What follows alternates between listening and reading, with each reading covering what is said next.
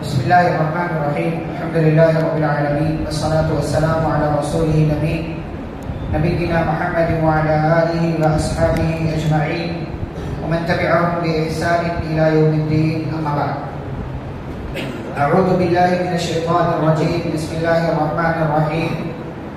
للرجال نصيب مما ترك الوالدان والأقربون وللنساء نصيب مما ترك الوالدان والأقربون مما قل منه أو كثر نصيبا مفروضا. معزز حاضرین، انشاءاللہ وراثت کے اور فرائض کے تعلق سے مختلف باتیں ہم یہاں جاننے اور سیکھنے کی کوشش کریں گے. لیکن سب سے پہلی چیز جو آیت کریمہ میں نے پڑھی اس کی وضاحت کر دوں. میں یہ سورہ نساء کی آیت ہے جس کے اندر اللہ رب العالمین نے 3 اہم چیزیں بیان کی ہیں.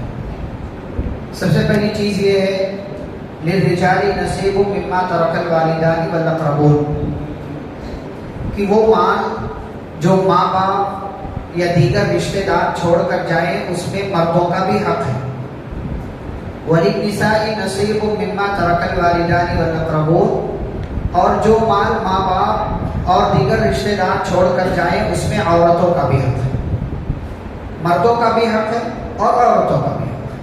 یہ پہلی بات. دوسری بات مما قل منہ او کثر، مال چاہے کم ہو یا زیادہ ہو وہ مال تقسیم ہوگا. مال چاہے 100 روپیہ ہو یا 100 کروڑ ہو وہ مال تقسیم ہوگا. تیسری بات نصیبا مفروضا، کس کو کتنا ملے گا یہ اللہ تعالیٰ نے حصہ مقرر کر دیا ہے. جس کا جو حصہ ہے جس طریقے سے ہے اس کو وہی حصہ اس طریقے سے دے دیا جائے گا. یہ تیسری بات. اب اس آیت کریمہ کو سامنے رکھیں اور اپنے سماج کو دیکھیں تو اندازہ ہوگا کہ کس طریقے سے لوگ ایک دوسرے پر اور بطور خاص عورتوں پر ظلم کرتے ہیں کہ ان کو حصہ نہیں دیا جاتا ہے یا ان کو وراثت کا مستحق نہیں سمجھا جاتا ہے. اسی لیے آپ سب کو میراث کے، وراثت کے اور فرائض کے تعلق سے جانکاری دینے کے لیے اور اس کی اہمیت بتانے کے لیے یہ کلاس منعقد کی جا رہی ہے. ہم کچھ چیزیں آج ابتدائی چیزیں، بیسک چیزیں جو ہے وہ جاننے کی کوشش کریں گے. تو سب سے پہلی چیز یہ دیکھیں کہ میراث جو ہے اس کو عربی میں الگ الگ ناموں سے یاد کیا جاتا ہے. اس کو میراث کہتے ہیں، اس کو فرائض کہتے ہیں، اس کو وراثت کہتے ہیں، اس کو ترکہ کہتے ہیں. یہ 4 الگ الگ نام ہیں: میراث، فرائض، وراثت اور ترکہ. یہ اس کے 4 الگ الگ نام ہیں. اس کو 4 الگ الگ ناموں سے یاد کیا جاتا ہے. اس کو میں یہاں پر لکھ دوں، اردو لکھوں چلے؟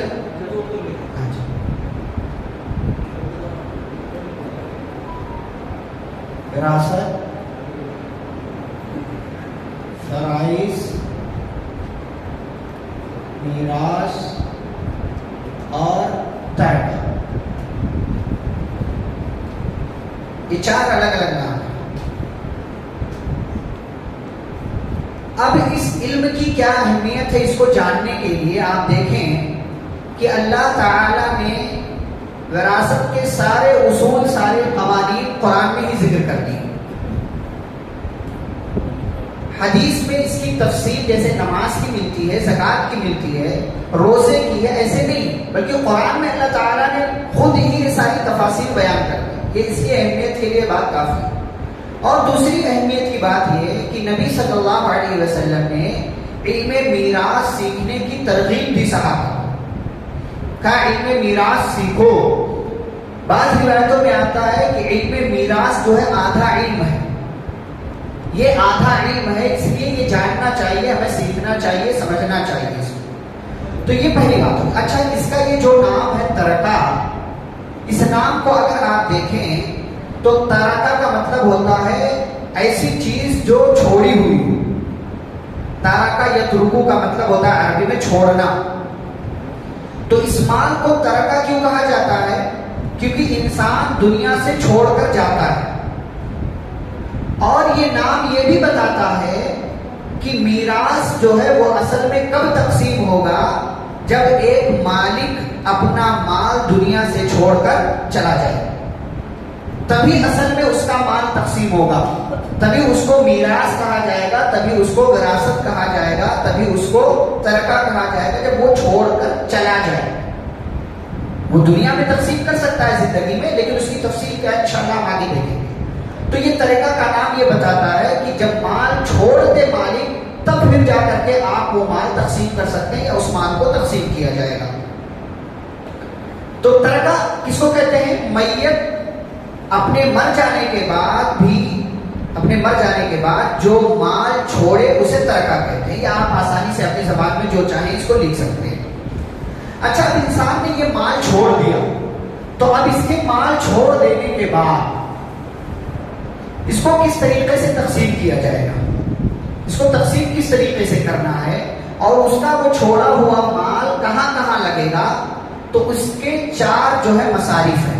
جیسے زکوٰۃ کے مصارف ہے نا، غریب کو دیتے ہیں، فلاں جگہ دیتے ہیں، فلاں جگہ دیتے ہیں، ایسے ایک بندہ جو مال چھوڑ کر جا رہا ہے اس کا مال کہاں کہاں لگے گا، تو 4 جگہیں ہیں، 4 جگہیں ہیں، اور 4 جگہوں میں سب سے پہلی جگہ کیا ہے؟ سب سے پہلی جگہ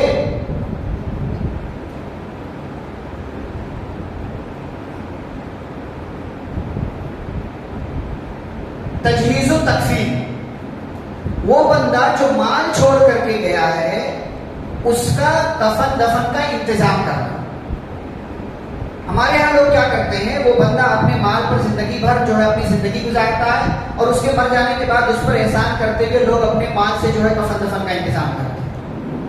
یہ کفن دفن کا جو انتظام ہوگا نا، یہ اس کے اپنے چھوڑے ہوئے مال سے ہوگا۔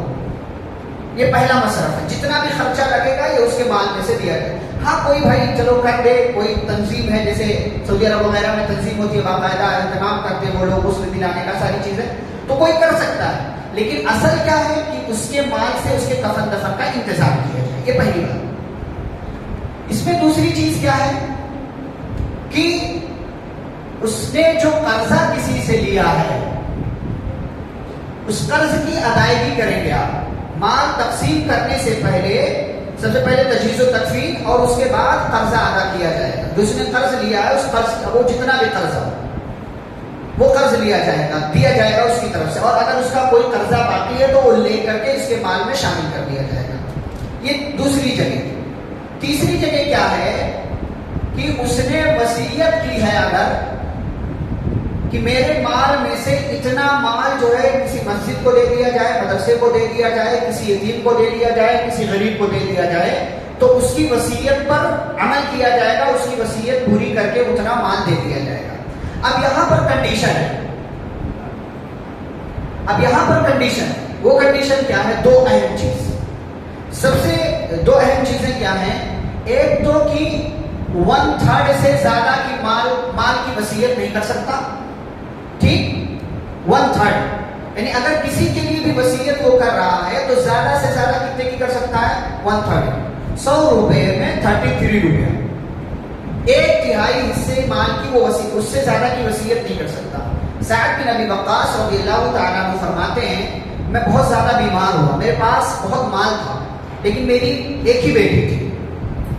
نبی صلی اللہ علیہ وسلم عیادت کرنے کے لیے آئے اور مجھے لگا کہ میں اس بیماری میں انتقال کر جاؤں گا، تو میں نے اللہ کے نبی صلی اللہ علیہ وسلم سے کہا کہ میں اپنا مال پورا صدقہ کرنا چاہتا ہوں، وصیت کرنا چاہتا ہوں کسی کے حق میں، تو کیا میں پورے مال کی وصیت کر سکتا ہوں؟ نبی صلی اللہ علیہ وسلم نے فرمایا نہیں۔ کہا آدھے مال کی؟ کہا نہیں کر سکتے۔ کہا 1/3 کی؟ کہا الثلث والثلث کثیر، کہا ٹھیک ہے 1/3 کی کر سکتے ہو لیکن یہ بھی زیادہ ہے، 1/3 مال کی زیادہ سے زیادہ ایک بندہ وصیت کر سکتا ہے۔ یہ پہلی کنڈیشن۔ اس میں دوسری کنڈیشن کیا ہے کہ جو بندہ وارث بن رہا ہے، جس کو مال ملنے والا ہے آگے، اس کے مال میں سے حصہ ملنے والا، اس کے لیے وصیت نہیں کر سکتا۔ مثال کے طور پر ایک باپ دنیا سے جا رہا ہے، اب اسے اپنے مال کے بارے میں وصیت کرنا ہے تو وہ اپنی بیوی کے لیے وصیت نہیں کر سکتا کیونکہ اس کی بیوی کو حصہ ملے گا، ماں کے لیے وصیت نہیں کر سکتا کیونکہ ماں کو حصہ ملے گا، باپ کے لیے وصیت نہیں کر سکتا کیونکہ باپ کو حصہ ملے گا، بیٹے کے لیے نہیں کر سکتا کیونکہ بیٹے کو حصہ ملے گا، اور بیٹی کے لیے نہیں کر سکتا کیونکہ بیٹی جس کو بھی حصہ ملنے والا ہے اس کے لیے وصیت نہیں کر سکتا. پیارے نبی صلی اللہ علیہ وسلم نے حدیث میں بیان کیا ان اللہ قد اعطى كل ذي حق حقه فلا وصیۃ لوارث. اللہ تعالیٰ نے ہر حقدار کو اس کا حق دے دیا ہے, لہٰذا اب کسی بھی وارث کے لیے وصیت نہیں کر سکتے. تو یہ دو شرطیں ہیں کہ وارث کے لیے وصیت آپ نہیں کر سکتے. وارث کے لیے آپ وصیت نہیں کر سکتے. تو یہ بات ہو گئی کہ ترکہ کہاں لگے گا. سب سے پہلے اس کے کفن دفن میں, پھر قرض کی ادائیگی میں, پھر جو ہے وصیت نافذ کی جائے گی, وصیت پر عمل کیا جائے گا. اور چوتھا مصرف کیا ہے, اس کا مال اب جو ہے چوتھی جگہ اب جو باقی بچا ہے مال, اس کو ادا کرنے کے بعد, اس کو کرنے کے بعد, اس کو کرنے کے بعد اب جو مال بچا ہے اسے وراثت کہا جائے گا, اور یہی اصل مال وارثین میں تقسیم ہونے والا ہے. یہی جو بھی بچے گا. اب 1 کروڑ مثال کے طور پر وہ چھوڑ کر کے گیا ہے, اب سب کچھ کرنے کے بعد 80 لاکھ روپے 70 لاکھ روپے بچ رہے ہیں, تو اب وہ 70 لاکھ اب اسے تقسیم کیا جائے گا وارثین میں. لیکن وارثین میں تقسیم کرنے سے پہلے اب چند چیزیں ہم جانیں گے. وہ چند چیزیں کیا ہیں کہ وراثت کے پلرز, یہ جاننا ضروری ہے کہ وراثت کے ارکان کون کون سے ہیں. یعنی وراثت کو وراثت ہم کب کہیں گے, اب اس چیز کو ہم جانیں گے.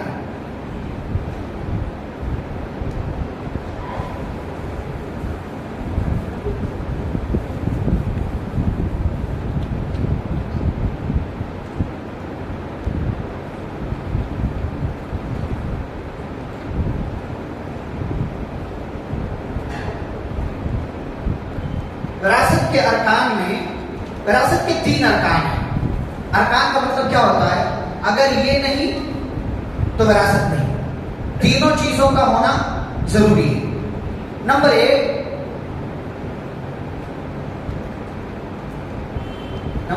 مورث. مورث کس کو کہتے ہیں, مورث کس کو کہتے ہیں کہ جو وارث بنا رہا ہے, یعنی ایک باپ میں سے انتقال کر رہا ہے نا, تو اس کو کیا کہا جائے گا, مورث, کیونکہ وہ اپنے مال کا وارث بنا رہا ہے. ایک مورث ہو گیا. دوسرے وارث, یعنی کچھ لوگ اس کے مال کے وارث ہوں, تو یہ دوسرا پلر ہے. تیسرا پلر ہے کہ ترکہ. تیسرا پلر ہے مال موروث, یعنی ترکہ کا ہونا, یعنی کچھ مال اس کے پاس ہو تبھی تو تقسیم ہوگا, مال ہو نہیں ہوگا تو تقسیم بھی نہیں ہوگا. تو یہ وراثت کے 3 ارکان ہیں. مورث یعنی جو وارث بنا رہا ہو, وارث جو وارث بن رہا ہو جس کو وراثت ملنے والی ہے, اور ترکہ یعنی جو مال تقسیم ہوگا وراثت میں. تو یہ 3 ارکان ہو گئے.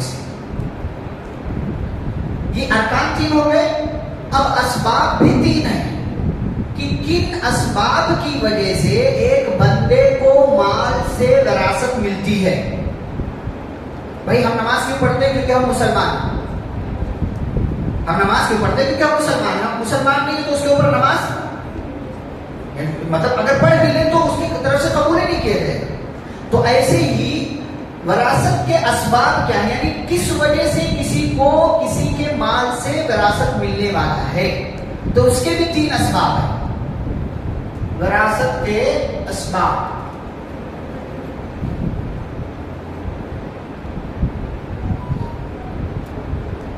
وراثت کے اسباب. سب سے پہلا سبب کیا ہے, نکاح. نکاح سب سے پہلا سبب ہے. اب میرے مال میں سے جو ہے میرے ابا کو میری ماں کو حصہ ملے گا, لیکن ایک ایسی عورت کو بھی حصہ ملے گا کہ جس سے میں نے نکاح کیا ہے. تو نکاح کی وجہ سے کوئی حصے دار بنتا ہے, کوئی وارث بن رہا ہے, اور اس عورت کے مال میں سے مجھے حصہ ملے گا کیونکہ میں اس کا شوہر ہوں. شوہر کیوں ہوں, کیونکہ نکاح کیا میں نے. تو نکاح کی وجہ سے کسی کو مال میں سے حصہ ملے گا, یہ ایک سبب ہے. دوسرا سبب کیا ہے, نسب یعنی خاندان. مجھے میرے ابا کے مال میں سے حصہ ملے گا کیونکہ میں ان کے نسب سے ہوں, کیونکہ میں ان کے خاندان سے ہوں. क्योंकि मैं उनका बेटा हूं। तो ये दूसरा सबब है कि अगर आप मर जाने वाले के नसब से हैं, उसके खानदान से हैं, तो आपको हिस्सा मिल सकता है। तीसरा सबब क्या है?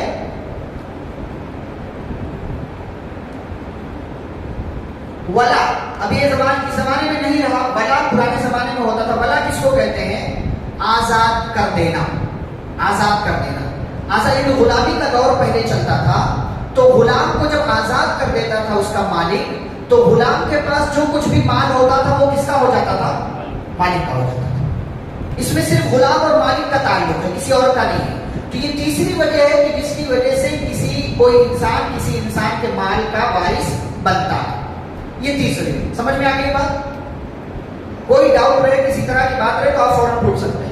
ये तीन असबाब, तीन रीजंस की वजह से कोई इंसान किसी इंसान के माल से वारिस बनता है, उससे विरासत पाता है, उससे उसको हिस्सा दिया जाता है। जी, नसब पे जैसे बाप, बेटा, माँ, बेटी, पोता अगर है तो ये सारे लोग आ जाते हैं। अब उसमें किसको कितना मिलेगा, कैसे मिलेगा, उसकी तफसील आगे है।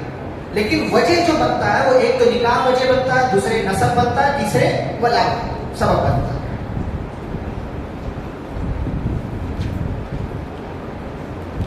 अच्छा, ये बात हो गई। अब आगे इसके आगे क्या है?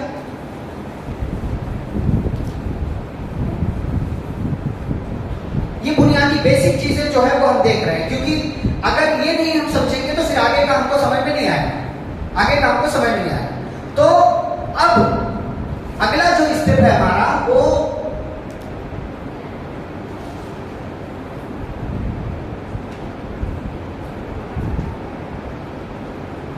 विरासत के शुरू, कंडीशंस, यानी कब विरासत तकसीम की जाएगी।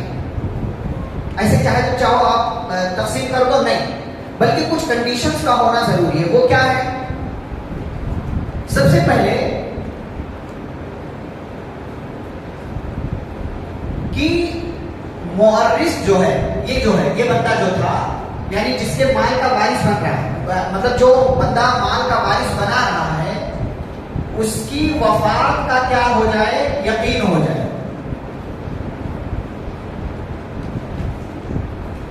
मुअर्रिस की वफात का यकीन, यानी जो बंदा जिसका माल तकसीम होना है उसका इंतकाल हो जाए।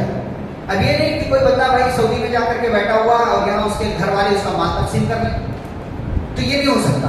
ये गलत तकसीम होगी, ये गलत तकसीम होगी। तो ये सबसे पहली कंडीशन है, सबसे पहली शर्त है कि जिसका माल तकसीम होना है ना, उसकी वफात का यकीन हो जाए। अब वफात का यकीन कैसे होगा? या तो आप अपनी आंखों से देख लें, भाई आपके मतलब घर में ही था, उसका इंतकाल हो गया, आपके इलाके का बंदा था, उसका इंतकाल हो गया। दूसरा ये है कि उसकी वफात का यकीन कैसे होगा? हुक्मन, यानी हुकूमत ये फैसला कर दे कि भाई फला एक्सीडेंट में फला आदमी जो है मर गया। हमने देखा नहीं, लेकिन ये ऐलान हो गया कि फला आदमी का इंतकाल हो गया, फला आदमी मर गया है। ये ऐसे ही एक है तकदीरन, एक है तकदीरन, यानी कोई ऐसा बच्चा था जो माँ के पेट में ही था अभी, माँ के, और वो वारिस बनने वाला था, या उसका वो वारिस बनता और फिर उसके बाद उसको माल मिलता उसके बाप के माल में से, और फिर वो जो है पैदा होने के बाद उसका माल तकसीम किया जाता जब वो मर जाता तो। लेकिन अब वो चूंकि पहले ही मर गया है तो इसलिए वो मुअर्रिस है। अब वो एक अलग बात है कि वो किसी भी माल का अब तक मालिक नहीं है, लेकिन ये भी एक तरीका होता है तकदीरन, यानी छुपा हुआ है कि भाई हाँ मतलब मर गया, एक अंदाजा लगा दिया किसी ने कि हाँ मर गया। तकदीर किसको बोलते हैं? अंदाजा लगा दिया। तो अंदाजा लगा लिया गया कि हाँ भाई फला आदमी मर गया, तो ऐसी सूरत में उसका माल तकसीम हो जाएगा। ये हो गई पहली शर्त। दूसरी शर्त क्या है कि ये जो वारिस है ना, जो वारिस बन रहा था, वारिस के जिंदा होने का यकीन, वारिस के जिंदा होने का यकीन। अब मेरे माल में से मेरे मर जाने के बाद उसी को हिस्सा मिलेगा जो जिंदा होगा, उसी को। अब मेरे मर जाने से पहले अगर मेरा मतलब मेरे वालिद साहब का इंतकाल हो जाए, मेरे मर जाने से पहले मेरे वालिद साहब का इंतकाल हो जाए, बाद में मैं मरूं तो मेरे माल में से मेरे वालिद साहब को हिस्सा नहीं मिलेगा, क्योंकि वो पहले इंतकाल कर चुके हैं। जो किसी के इंतकाल से पहले इंतकाल कर जाए तो बाद में फिर उसको हिस्सा نہیں ملے گا، چاہے وہ بیٹا ہی کیوں نہ ہو۔ ایک بیٹا اپنے باپ سے پہلے ہی انتقال کر جائے اور باپ کا بعد میں انتقال ہو تو باپ کے انتقال کے بعد اس مرے ہوئے بیٹے کو حصہ نہیں ملے گا، سمجھ رہے نا؟ وارث کے زندہ ہونے کا یقین، جی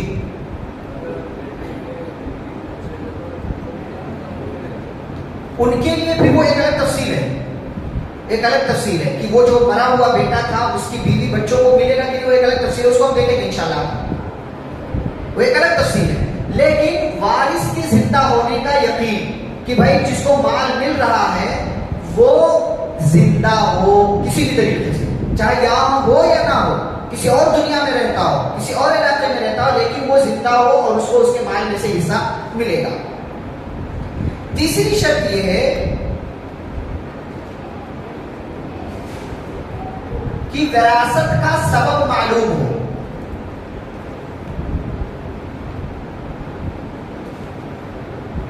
وراثت کا سبب یعنی یہ جو ہم نے یہاں 3 اسباب ذکر کیے تھے نا، تو ان تینوں اسباب میں سے اس بندے کے اندر کوئی سبب پایا جاتا ہو، یعنی مثال کے طور پر کوئی دعوے دار کھڑا ہو جائے اور کہے کہ مرنے والے کے مال میں سے مجھے بھی حصہ دو، تو اس سے پوچھا جائے گا بھائی تو کیسا دعوے دار ہے، کیا مطلب تو یہ صاحب کے مطلب نکاح والے مطلب خاندان سے جہاں سے رشتہ جڑا ہوا تھا، یا کیا تو ان کے خاندان سے ہے، کیا تو ان کا مالک تھا؟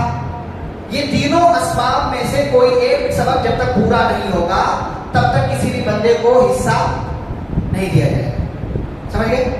جی وراثت کا سبب معلوم یعنی کس وجہ سے ہم فلاں کو مال دے رہے ہیں، کیا یہ جو ہے نکاح کی وجہ سے حصے دار ہے، یا خاندان کا ہونے کی وجہ سے حصے دار ہے، یا یہ تیسری وجہ سے وہ حصہ دار ہے۔ یہ ہو گئے وراثت کے شروع، ان کا پایا جانا ضروری ہے۔ اب ایک آخری چیز آج کے اس درس کے حوالے سے بنیادی چیزیں جو ہے وہ ہم دیکھ رہے ہیں، تو اب بنیادی چیزوں میں ایک آخری چیز ہے،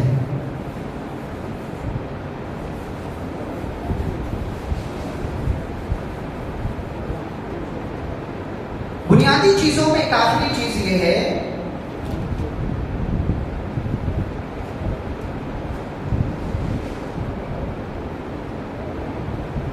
موانع وراثت۔ موانع وراثت کا مطلب یہ ہے کہ کوئی بندہ حصے دار بن رہا تھا لیکن پھر کوئی ایسی وجہ ہو گئی کہ جس کی وجہ سے اس کا حصہ کٹ ہو گیا، یعنی کوئی مانع پیدا ہو گیا، اس کو وراثت سے روک دیا گیا۔ تو وراثت سے کسی کو روک دینے والی چیزیں کیا ہیں؟ وہ 3 ہیں۔ سب سے پہلی چیز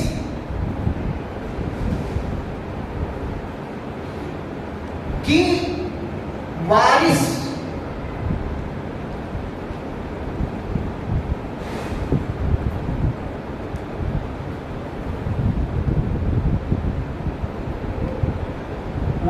اپنے مورث کو قتل کر دے۔ مثال کے طور پر ایک بیٹا جو ہے اپنے باپ کے مال میں سے حصہ پانے والا تھا، لیکن اس کو یہ لگا کہ یار میرا ابا مر ہی نہیں رہا، بعض لوگ ہوتے نا اتنا برے، میرے باپ کب مرے گا اس کے مال میں سے مجھے حصہ ملے گا، تو اس نے کیا کیا؟ جلدی مال پانے کے چکر میں باپ کو قتل کر دیا۔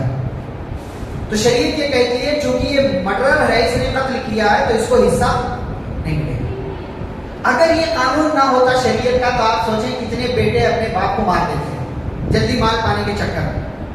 شریعت نے کہا تو نے مارا تجھے حصہ ہی نہیں ملے، تیرا حصہ بھولو، تیرا حصہ بھولو۔ تو یہ پہلی وجہ، کوئی بھی وراثت پانے والا جس سے وراثت پانے والا ہے اس کو قتل کر لے تو اس کا حصہ ختم ہو جائے۔ قتل یعنی اس کو آپ ایک لفظ میں لکھ سکتے ہیں، قتل لکھ سکتے ہیں کہ قتل ایک وجہ ہے کہ اس کو مال میں سے حصہ نہیں ملے گا۔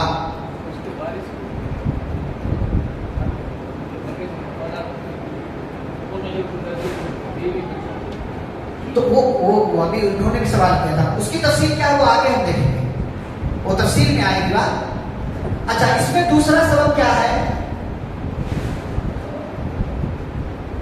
غیر مسلم ہونا۔ لا يرث المسلم الكافر ولا الكافر المسلم۔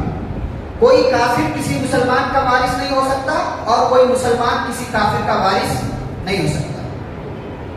ٹھیک، ایک جو ہے باپ جو ہے کافر ہے، بیٹا مسلمان ہے، تو بیٹے کا انتقال ہو گیا تو باپ کو حصہ نہیں ملے گا، باپ کا انتقال ہو گیا تو بیٹے کو حصہ نہیں ملے گا۔ کیونکہ غیر مسلم کسی دوسرے مسلمان جو ہے غیر مسلم کا غیر مسلم مسلمان کے مال کا وارث نہیں بنے گا۔ تیسری چیز، وارث کا غلام یا لونڈی ہونا۔ وارث کا غلام یا لونڈی ہونا، یعنی اگر کوئی بندہ ایسا ہے یا کوئی عورت ایسی ہے کہ جو غلام ہے یا لونڈی ہے، اب اس کے ابا کا ادھر انتقال ہو گیا تو اور دیگر جو رشتہ دار ہیں اس کے ابا کے ان کو حصہ ملے گا، لیکن چونکہ یہ غلام ہے یا یہ لونڈی ہے تو اس کو حصہ نہیں ملے گا۔ کیوں؟ اس لیے کہ غلام یا لونڈی جو ہوتا ہے نا وہ اپنے مالک کا ہوتا ہے، اپنے گھر والوں کا نہیں ہوتا ہے۔ کیوں؟ اس لیے کہ مالک نے اس کو پیسہ دے کر کے خریدا ہوا ہے، اب وہ اپنے گھر والوں کا نہیں رہ گیا، اب وہ اپنے مالک کا رہ گیا۔ غلام کا، لونڈی کا، غلام بھی مالک کا ہوتا ہے، غلام کا جو کچھ ہوتا ہے وہ مالک کا۔ اس لیے اس سے پہلے ہم نے کیا کہا، وراثت کے اسباب میں سے ایک سبب کیا ہے؟ ولا، ولا ہے نا۔ تو غلام یا لونڈی کا جو کچھ ہوگا وہ اس کے مالک کا ہوگا، اس کے گھر والوں کا نہیں ہوگا۔ ایسے ہی گھر والوں کا جو کچھ ہوگا وہ ان کے اپنے لوگوں کے لیے ہوگا، ان کا جو بیٹا یا بیٹی غلام یا لونڈی ہے ان کو اس میں سے حصہ نہیں ملے گا۔ تو یہ وراثت کے تین موانع ہیں کہ کس کس وجہ سے کسی کو حصہ نہیں ملنے والا ہے۔ یہ بنیادی چیزیں آج کی اس کلاس میں ہم نے دیکھا کہ وراثت کہتے کس کو ہیں، اور ایک بندہ انتقال کر جائے تو اس کے مال کو کس کس طریقے سے تقسیم کیا جائے گا، کہاں کہاں لگایا جائے گا، اور پھر ہم نے آگے یہ دیکھا کہ وراثت کے ارکان کتنے ہیں، پھر کس وجہ سے کوئی کسی کے مال کا وارث بنتا ہے، وراثت کی شرطیں کیا ہیں، اور کس وجہ سے کوئی کسی کے مال سے محروم کر دیا جاتا ہے، اس کو حصہ نہیں ملے گا۔ یہ بنیادی چیزیں ہیں۔ اب اگلی کلاس میں انشاءاللہ ہم اس حوالے سے تفصیل دیکھیں گے کہ کس کو حصہ ملے گا، کون کون حصے دار ہوگا نکاح کی طرف سے، نسب کی طرف سے، اور کس کو کتنا دیا جائے گا۔ انشاءاللہ اگلی کلاس سے ہم تفصیل جانیں گے کس صورت میں کس کو کتنا ملنے والا ہے۔ ٹھیک؟ کوئی سوال کسی کا؟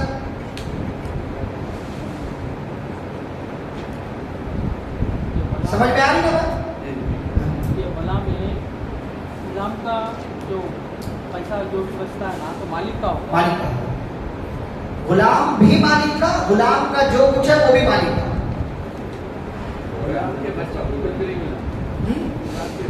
نہیں کچھ نہیں، اور آج کل ہے بھی نہیں ہے۔ وصیت کے بارے میں جی اشارتاً دینا دے سکتے ہیں، مجھے ایسا دے سکتے کیا؟ کیونکہ بعد میں مشکلات ہو رہے ہیں یا کانفلکٹس بڑھ جا رہے ہیں، ہاں، تو وصیت پہلے زندہ ہوتے ہوئے بھی کر سکتے کیا وصیت؟ وصیت زندہ رہتے ہی وصیت کریں گے نا، نہیں یہ وراثت کی تقسیم اس کو وراثت نہیں کہیں گے۔ ہم نے کیا کہا، وراثت کب کہیں گے اس کو؟ جب مر جائے بندہ، چھوڑ کر مار جائے، اس کو وراثت کہتے ہیں۔ اب جب دنیا میں تقسیم کرے گا تو وہ ہدیہ ہوگا، اور ہدیہ سب کو برابر دیا جائے گا، سمجھ رہے نا۔ زندگی میں مال تقسیم کرے گا تو برابر سب کو دے گا، اور اس کے مر جانے کے بعد شریعت کے حساب سے تقسیم ہوگا، تو جو شریعت نے جس کا حصہ مقرر کیا اس کو وہ حصہ ملے گا۔ دونوں میں فرق ہے۔ زندگی میں دو گے سب کو برابر دینا پڑے گا، اور سب کو جو بھی لوگ ہیں، بیوی بھی، ماں بھی، باپ بھی، بیٹا بھی، بیٹی بھی، سب کو۔ اور آپ کے مر جانے کے بعد جب وہ ترکہ بنے گا تو وہ شریعت کے قانون کے حساب سے تقسیم ہوگا، جو حصے دار ہوگا جس کو جس کا حصہ مقرر ہے اس کو اتنا ملے گا، سمجھ گئے؟ ٹھیک ہے، پھر انشاءاللہ اگلی کلاس میں اس حوالے سے مزید باتیں ہوں گی۔ سبحانک اللہم و بحمدک، اشہد ان لا الہ الا انت، استغفرک و اتوب الیک۔ السلام علیکم و رحمۃ اللہ وبرکاتہ۔